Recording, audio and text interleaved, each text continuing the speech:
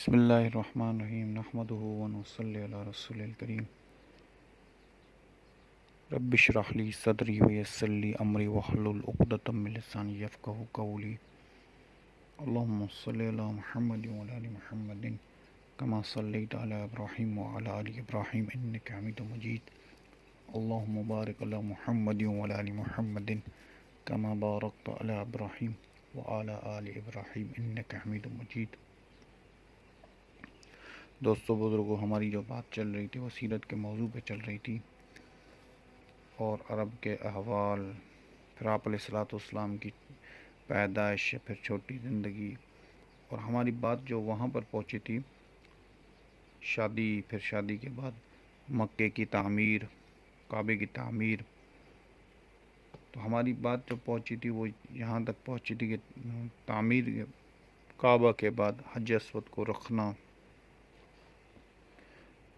تو کتابوں میں آتا ہے، تاریخ میں آتا ہے، یہ بات بھی چل رہی کہ کرامتا ایک فرقہ تھا، کرامتا اس زمانے میں۔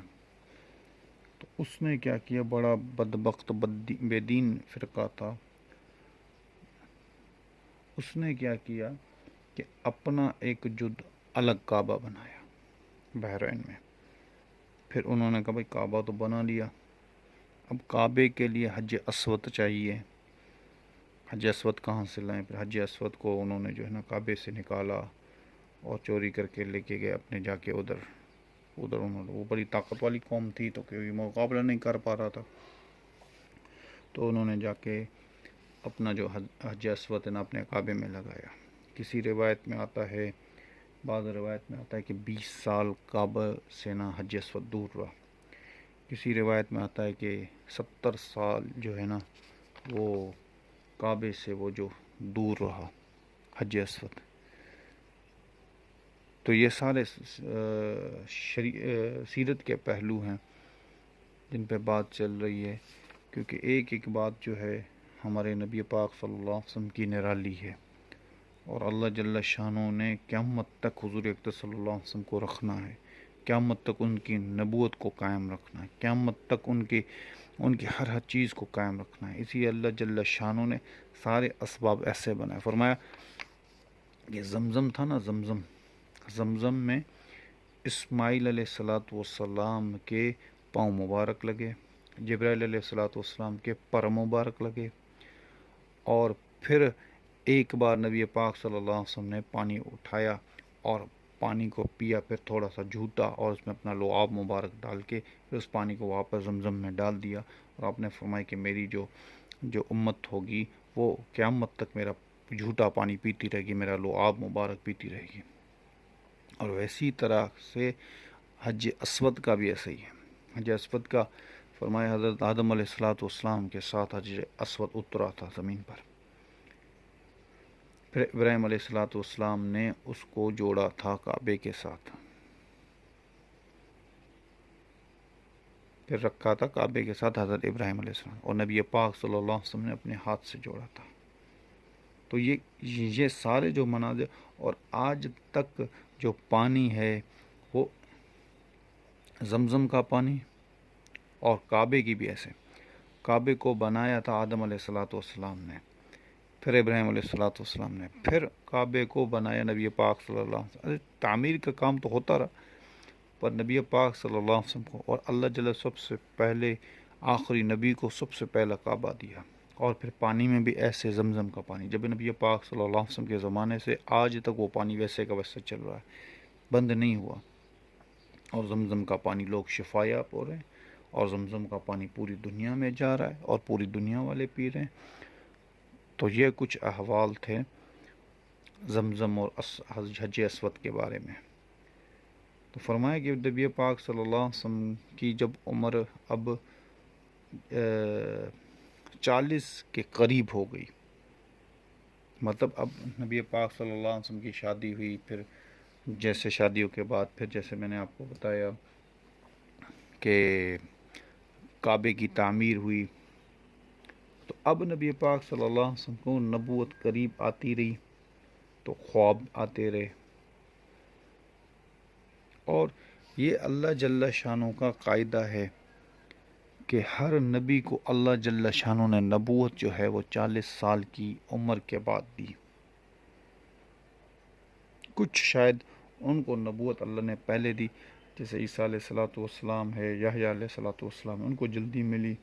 عیسیٰ علیہ الصلوۃ والسلام نے تو دنیا میں آ کے بولنا شروع کرے، بھئی میں تو اللہ کا بندہ ہوں اور میں کتاب لے کے آیا ہوں اور مجھے اللہ نے کتاب دی ہے، جس کا مفہوم یہ قرآن میں ہی آتا ہے، اس کی آیت ہے. تو اس پر علماء اکرام فرماتے ہیں، لکھتے ہیں کہ اللہ جل شانہ نے 40 سال کی عمر میں بڑی حکمت اور کمالات ہیں اللہ کے. کیونکہ 40 سال کی عمر وہ ہوتی ہے جب آدمی اپنی جوانی سے باہر نکل کے جوانی کو پورا وہ استعمال کر کے، اور بڑی شعور اور بڑی ذہنیت ہوتی ہے 40 سال کی عمر میں، اور کمالات حاصل کر چکا ہوتا ہے 40 سال میں، اور بڑی حکمت بھی ہوتی ہے. جیسے اللہ جل شانہ نے موسیٰ علیہ الصلوۃ والسلام کو 40 سال کی عمر میں 40 سال اللہ جل شانہ نے طور سینا پہاڑ پر 40 راتوں تک رکھا، پھر ان کو توریت دی. تو فرمایا اس 40 کے عدد میں بھی بڑا اللہ جل شانہ کا ایک حکمت چھپی ہوئی 40 کے عدد میں. جیسے ایک حدیث میں آتا ہے کہ جس آدمی نے 40 حدیثیں یاد کی، جس آدمی نے 40 حدیثیں یاد کی، وہ قیامت کے دن علماء اکرام کے ساتھ اٹھایا جائے گا. جس آدمی نے 40 حدیثیں یاد کی.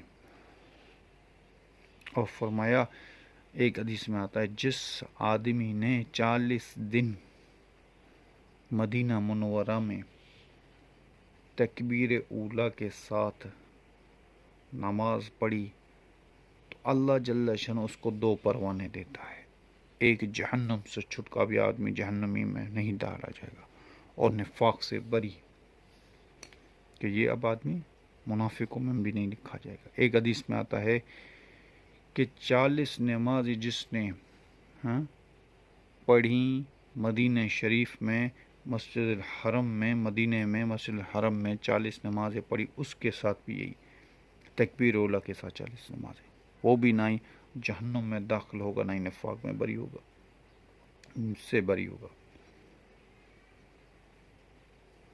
وہ جہنم میں داخل ہوگا اور نفاق سے اللہ جل شانہ اس کو وہ جہنم میں داخل نہیں ہوگا، اور اللہ جل شانہ اس کو نفاق سے بھی بری کی، جنت میں ڈالیں گے، اور منافق بھی نہیں ہوگا 40 نمازوں میں.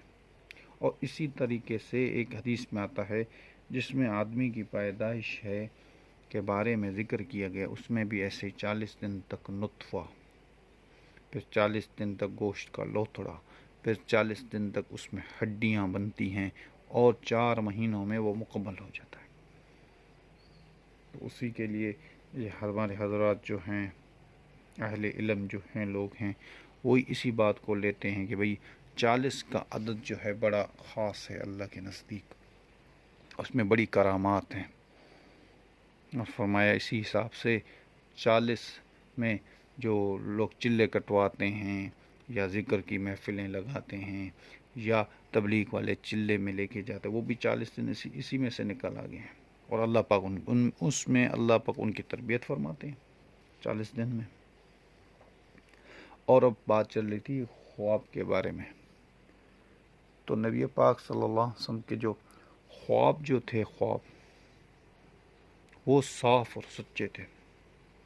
اور فرماتی ہیں بی بی عائشہ رضی اللہ تعالیٰ حدیث پاک میں، جس کا مفہوم یہ ہے کہ آپ علیہ الصلوۃ والسلام کے خواب ایسے ہوتے تھے جیسے سورج بالکل صاف ہوتے تھے، کیونکہ نبی کے خواب ہیں.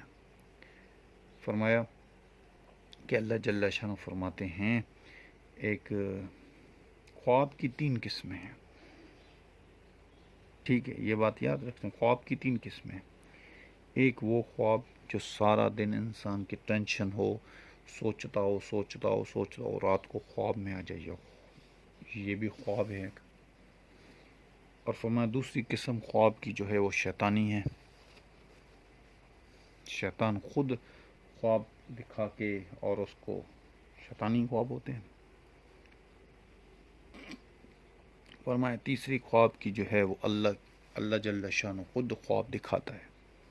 وہ خواب سچے ہوتے ہیں جو اللہ پاک دکھاتا ہے، وہ صاف ہوتے ہیں.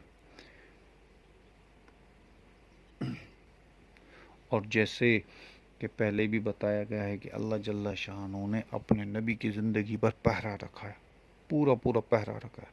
آپ علیہ الصلوۃ والسلام کی زندگی جیسے پہلے بھی عرض کر چکا ہوں کہ ایک بار نبی پاک صلی اللہ علیہ وسلم نے اور یعنی کی انہوں نے چادر کھول کے کندھے پہ رکھ کے اور پتھر اٹھانے کے لیے نیت سے چادر کھولی تو آپ کو بے ہوشی ہو گئی.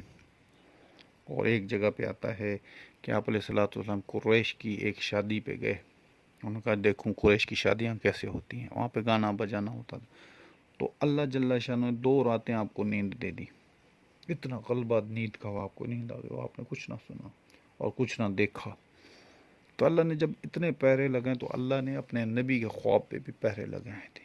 آپ علیہ الصلوۃ والسلام کے جو خواب ہیں وہ بالکل سچ اور حق ہیں.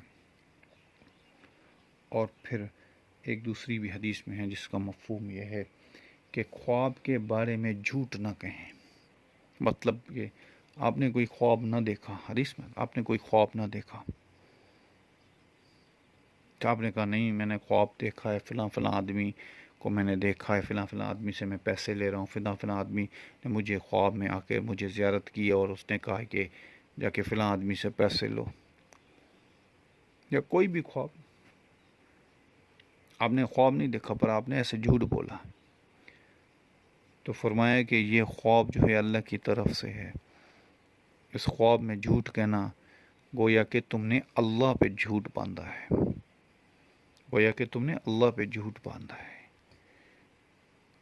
اسی لیے ان ساری چیزوں سے بچیں. انشاءاللہ زندگی رہے گی تو بات بھی انشاءاللہ چلتی رہے گی. وما علینا الا البلاغ.